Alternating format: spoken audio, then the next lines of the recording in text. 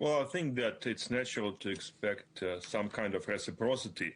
Of course, if they expel 18 Czech diplomats from the embassy in Moscow, maybe the embassy will not be in a position to function because it's not a large embassy. So maybe they will expel fewer diplomats, but usually it's a kind of reciprocal action, no matter whether these people are engaged in any subversive activities or not.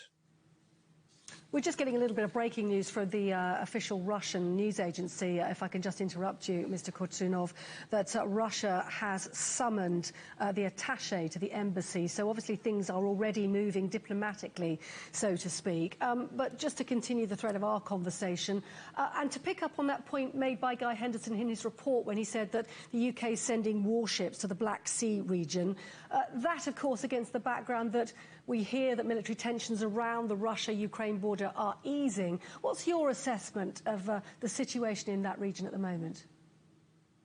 Well, I think that probably the situation today is slightly better than it was a couple of days ago. I think that neither side has demonstrated a clear intention to escalate. But of course, there is always a risk of what I would call an unintended escalation. An escalation might result from a minor incident, from a collision or something like that. And definitely the danger is still there. If we can just adopt a strategic point of view for a second, what about the wider picture in terms of US relations with China and this region changing under the Biden administration? Well, I think that Biden tries to be pragmatic as far as Russia is concerned.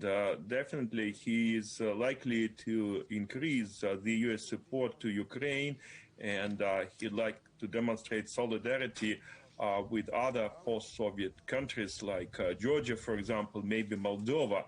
At the same time, it is also clear that Biden will not focus on this region too much because he has so many other things to take care of, and definitely his support even to Ukraine will be limited. It might involve more arms transfers and support at the diplomatic level, but it's very unlikely that he would grant Ukraine a fast-track entry to NATO.